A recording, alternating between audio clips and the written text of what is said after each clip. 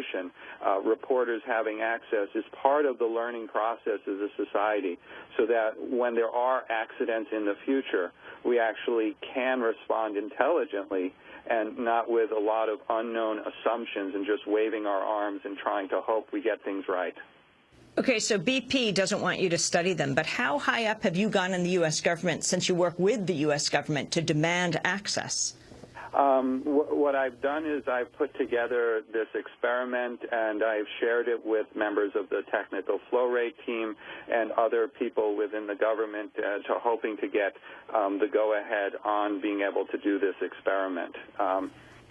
As a scientist, I can only make proposals for what to do and try to share what our efforts are with the public through venues like Democracy Now! Dr. Leifer, do you think offshore drilling should end?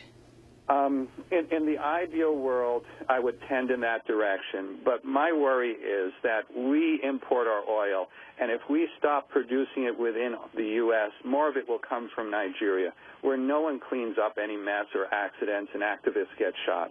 So what I don't support is passing on our inability to effectively regulate safely offshore exploration onto the developing world, which just doesn't have the resources, the legal structure to deal with it. I think what we need to do is look towards places like Northern Europe, Norway, where they have a much more successful effort of controlling and making sure industry explores and exploits oil safely, and look in that direction. But the bottom line is, I think we use the oil, and we need to make sure that we produce all of our oil safely and not pass it on to the developing world.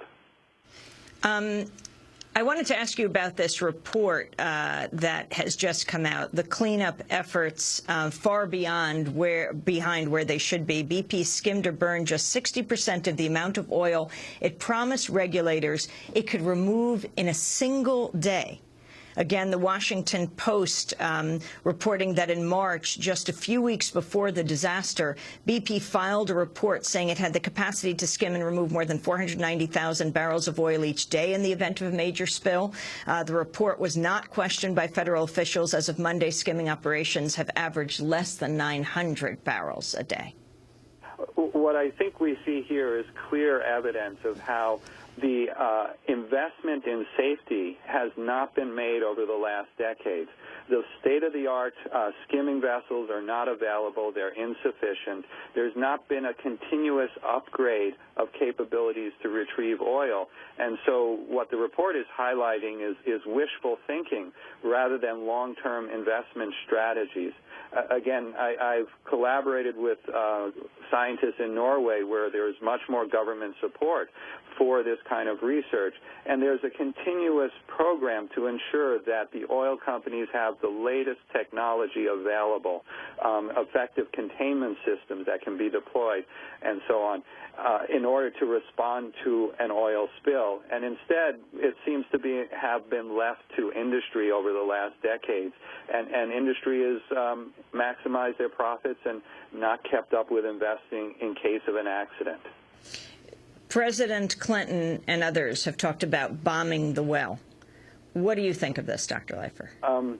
I think under certain circumstances, in certain cases, this might be a good idea.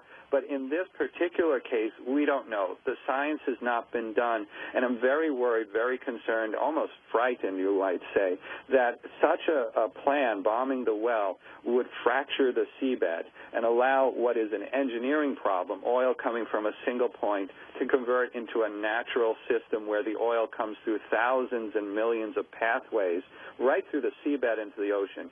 In that case, the billions of barrels in this reservoir would vent, and nothing would stop them into the ocean. It could vent like it's doing for decades, and instead of beaches, we'd have pavement. And I think the risk is extremely high, and the only way to know if it makes any sense is actually to do the science, to understand what's happening, and that science has clearly not been done, and so therefore I couldn't recommend in any conscience that that would be a good approach. I want to thank you for being with us, Dr. Ira Leifer, scientist in the government-appointed Flow Rate Technical Group and researcher in the Marine Science Institute at the University of California, Santa Barbara. We will link to their letter asking BP to be able to study the well site. This is Democracy Now! Back in a minute.